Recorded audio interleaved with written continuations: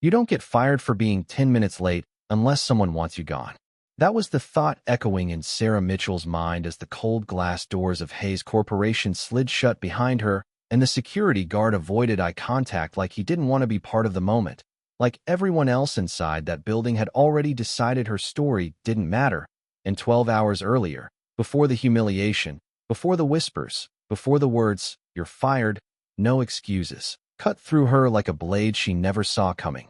Sarah had been standing in her tiny kitchen balancing a cup of coffee in one hand and her phone in the other while her 8-year-old son Liam coughed softly from the couch, wrapped in a blanket that had seen better days, and she glanced at the time, 7:12 a.m. Already behind schedule for her shift that started at 8 o'clock sharp, already feeling that familiar pressure tightening in her chest because being late once was a warning, but being late twice meant termination. And she couldn't afford that, not with rent due in 5 days and only $214 left in her checking account, not with Liam needing medicine she had promised to pick up after work, not with everything depending on her keeping this one job, the only stable thing left in a life that had been anything but stable for years. And yet when Liam looked up at her and asked in a quiet voice, "Mom, are you going to be okay today?" She forced a smile that didn't quite reach her eyes and said, "Of course I am. Buddy, everything's going to be fine." Even though she wasn't sure she believed it.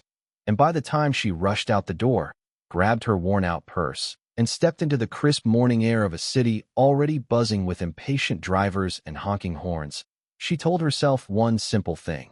Just get to work on time. Don't mess this up.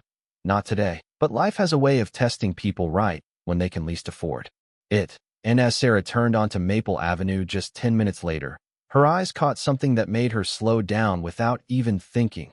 A man sitting on the curb near a parked car, his posture unsteady, one hand pressed against his side as if trying to hold himself together, dressed in a tailored coat that didn't belong on that street at that hour. And for a split second she hesitated, her fingers tightening on the steering wheel, her eyes flicking to the clock on the dashboard, 7:41 a.m., calculating the minutes, calculating the risk, calculating everything she stood to lose if she stopped. And then she heard Liam's voice in her head again, soft and trusting, asking if she was going to be okay. And something inside her shifted, something that wasn't about schedules or policies or fear, something that simply said you don't drive past someone who needs help. Not today, not ever. And before she could talk herself out of it, Sarah pulled over, heart pounding, stepping out of the car and walking toward a moment that would cost her everything she thought she couldn't afford to lose. Sarah knelt beside the man, her voice steady even though her pulse was racing as she asked if he could hear her. And when he slowly looked up, his eyes were unfocused but alert enough to respond. His voice low and strained as he said he felt dizzy and needed a moment. And Sarah immediately glanced around, noticing that no one else had stopped, cars passing by as if this moment was invisible to everyone except her. And she made a decision that felt both simple and impossibly heavy at the same time as she said, "I'm going to help you. Okay, just stay with me." And she carefully supported him as he shifted his weight, guiding him toward her car, every second ticking loudly in her mind like a countdown she could not pause. And once he was seated, she grabbed a bottle of water from the passenger's side, handing it to him as she asked if he had someone she could call, but he shook his head slightly and said, "No, just a hospital would be good." And that was all she needed to hear as she got into the driver's seat and pulled back onto the road, her eyes darting between the traffic and the clock now reading 7:48 a.m., knowing she had officially crossed the line from late to dangerously late.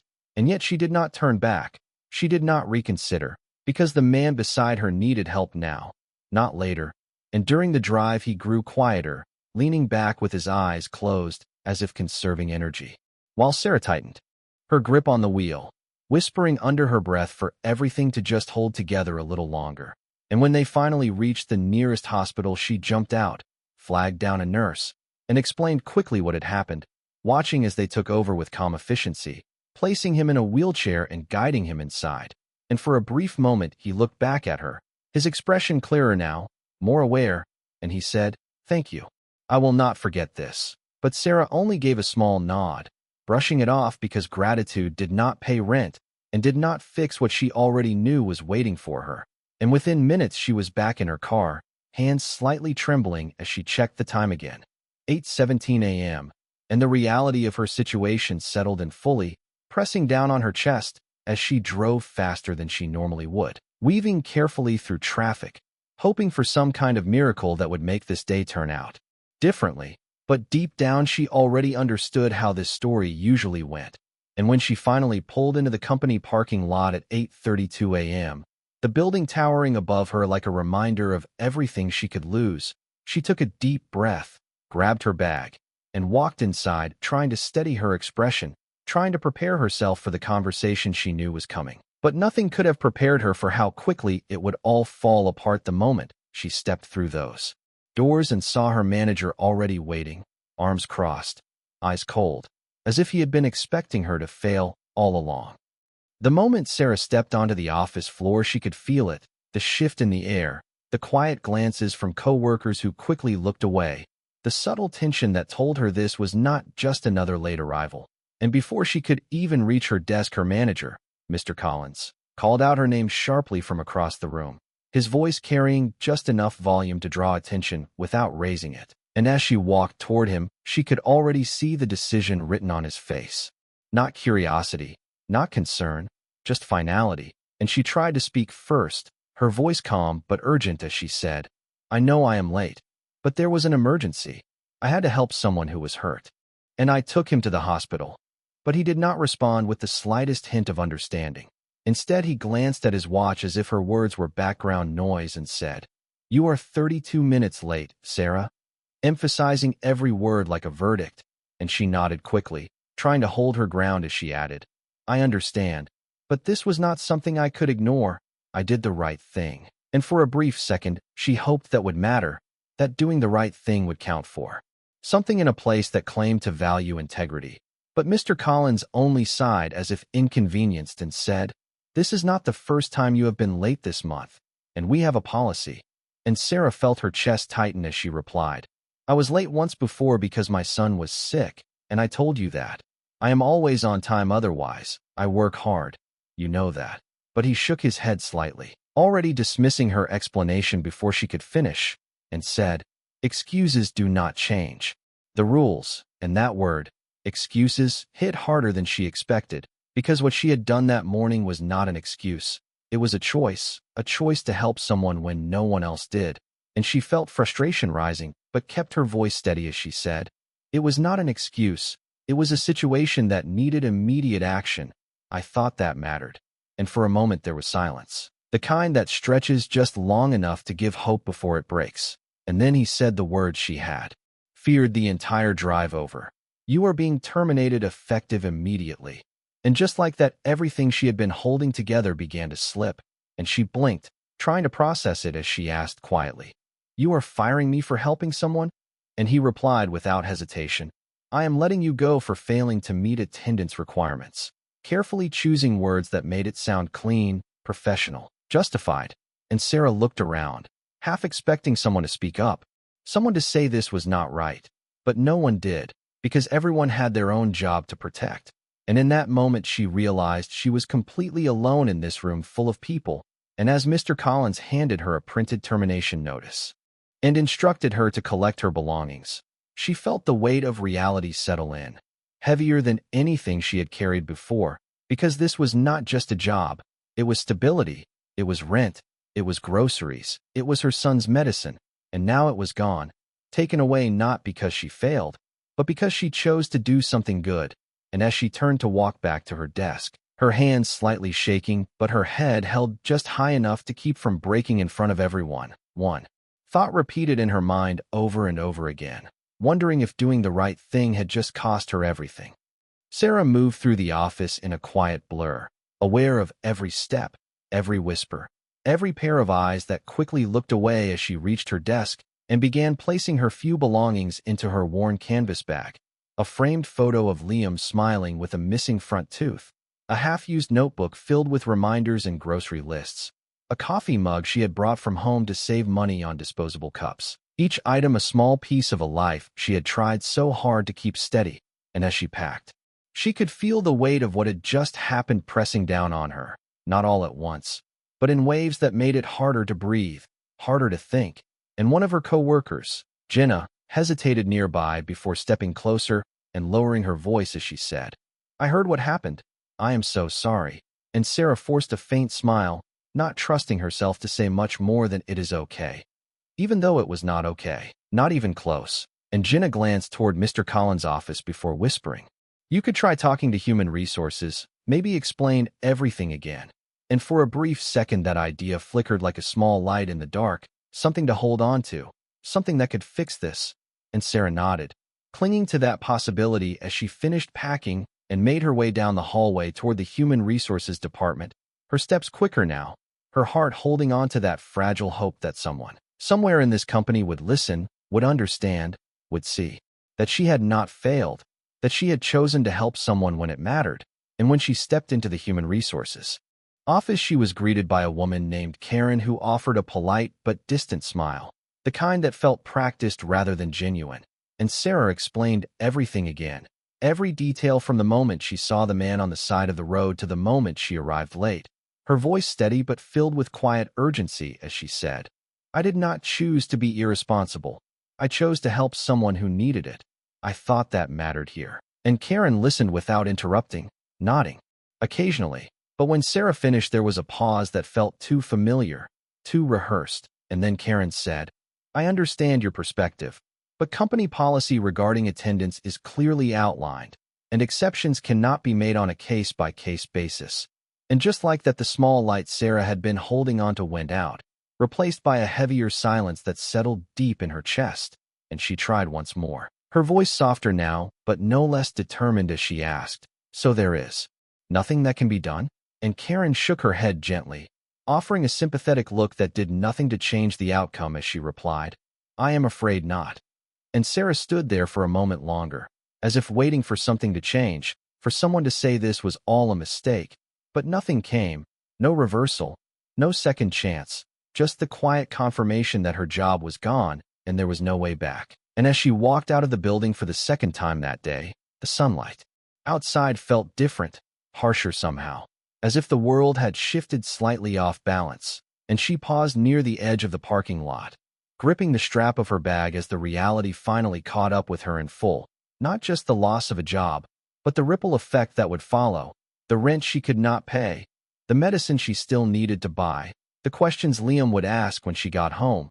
And for the first time since that morning, Sarah allowed herself to feel it completely, the unfairness, the frustration, the quiet ache of doing the right thing and still losing everything.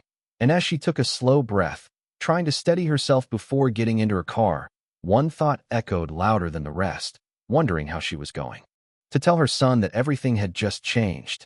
Sarah sat in her car for a long moment before starting the engine, her hands resting on the steering wheel, as if she needed to gather what little strength she had left before facing the next part of her day.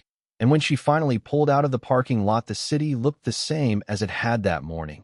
People rushing, traffic flowing, everything moving forward as if nothing had changed.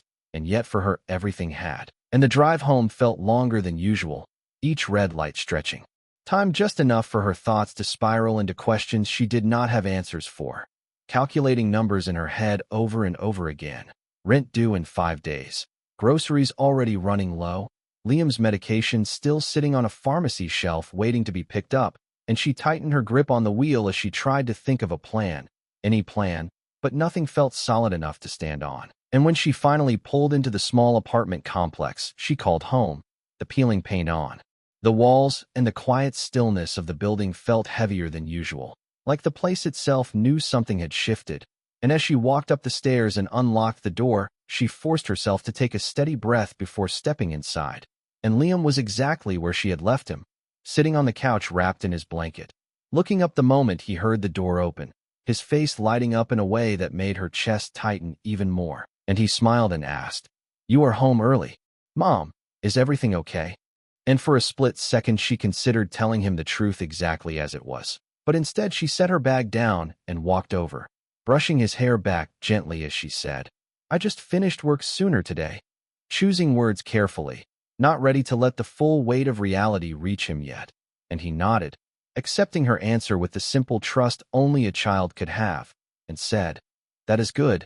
You can rest."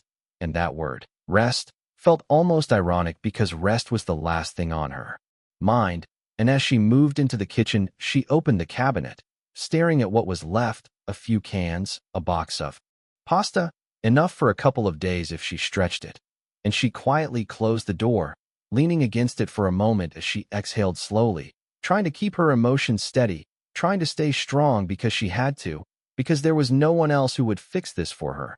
And later that afternoon, as Liam drifted into a light nap on the couch, Sarah sat at the small table with her laptop open, searching for jobs, scrolling through listings that all seemed to require more experience, more time, more availability than she could realistically give.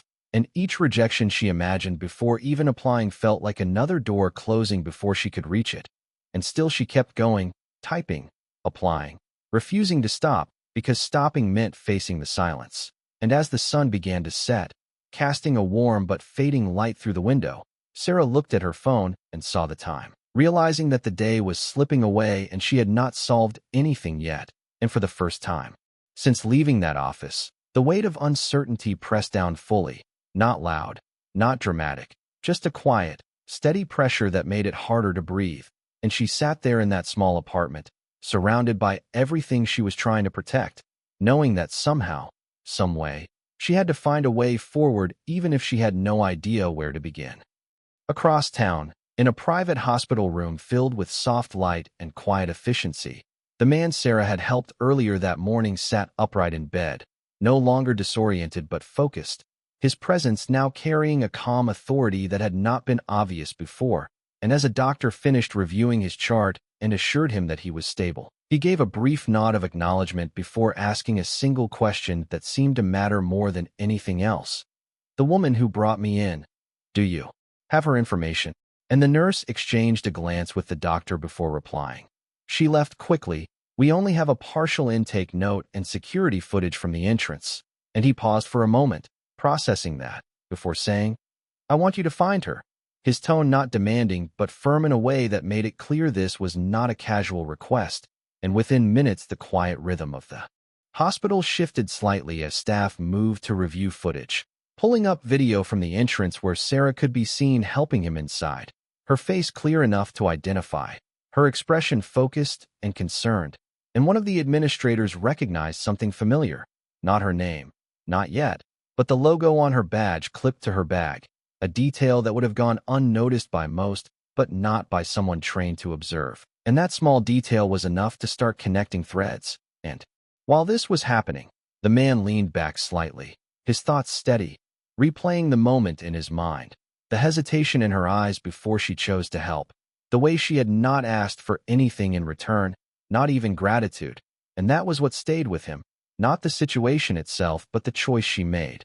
And after a short time, a staff member returned with more information, explaining that the badge appeared to belong to Hayes Corporation, one of the largest companies in the city. And at that, something shifted subtly in his expression, not surprise, but recognition, and he gave a small nod as he said, "That narrows it down." And the staff member continued, "We can reach out to the company to identify her." And he replied simply, "Do that." And there was a quiet confidence in his voice that suggested he was used to things moving quickly when he asked for them. And as the process began, phone calls made, inquiries sent, the pieces started aligning faster than Sarah could have ever imagined. From her small apartment across the city and back at Hayes Corporation, a call came through to the front desk requesting verification of an employee based on security footage. And while the receptionist initially treated it as a routine inquiry, that changed the moment the caller identified who was making the request, because the man in that hospital room was not just anyone. He was Alexander Hayes, the founder and chief executive officer of the very company that had just let Sarah Mitchell go. And within minutes the information he requested was confirmed, her name, her position, and the detail that changed everything, that she had been terminated earlier that same day. And when that information reached him, there was a pause, not long, but enough to register the contradiction between what he knew of her actions and what had been done in response. And his expression grew more serious as he said quietly, almost to himself, "She helped me when she had no reason to, and this is what she got in return." And then, more decisively, he looked toward his assistant and said, "Prepare the car. I am going to the office," because some things in his world were not handled through phone calls or emails. Some things required showing up in person, and this was one of them. By the time Alexander Hayes arrived at the headquarters building, the atmosphere had already begun to shift in subtle ways that most employees could not immediately explain. The usual rhythm of the office replaced with a quiet alertness that spread from the front desk to the upper floors, because word traveled quickly when the chief executive officer made an unannounced visit, especially one that had not been scheduled on any calendar.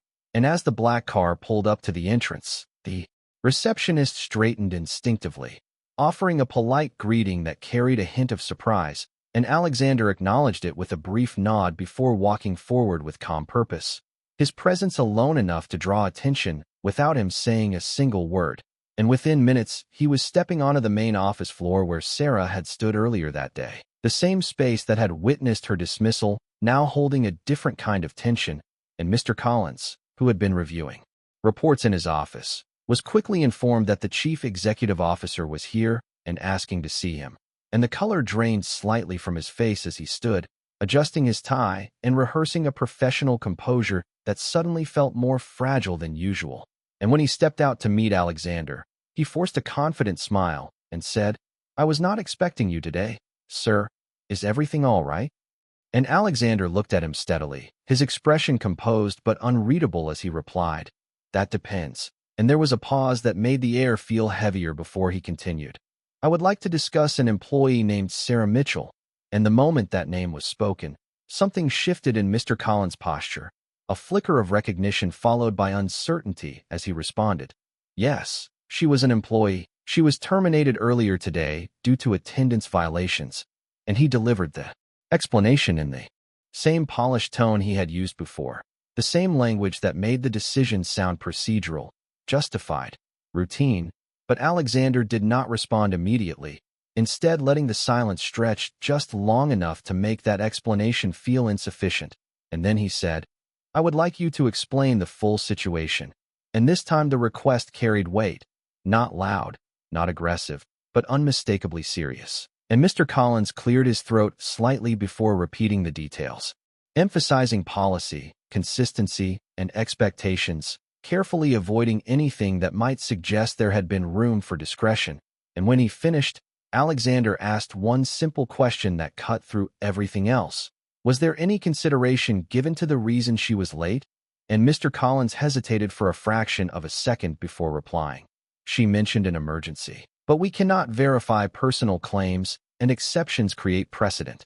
And again he relied on structure, on rules, on the idea that fairness meant treating every situation the same regardless of context. And Alexander listened without interrupting, his expression calm, but his focus unwavering. And then he said quietly, "The emergency she mentioned involved assisting someone in need and ensuring they received medical attention." And that statement landed differently, not as a defense, but as a fact, and Mr. Collins blinked, caught off guard as he asked, "How do you know that?" And Alexander held his gaze for a moment before answering, "Because I was that person." And in that instant the balance of the entire conversation shifted, the room itself seeming to pause as the weight of that revelation settled in, and Mr. Collins stood there, momentarily unable to respond, the certainty he had carried just minutes earlier now replaced with something far less stable, as he began to realize that what had seemed like a routine decision was about to be examined from a perspective he had not anticipated.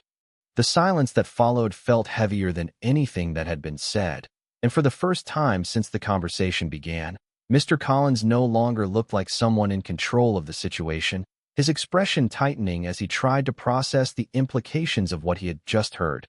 And he straightened slightly, attempting to regain his composure as he said, "I was not aware of that detail."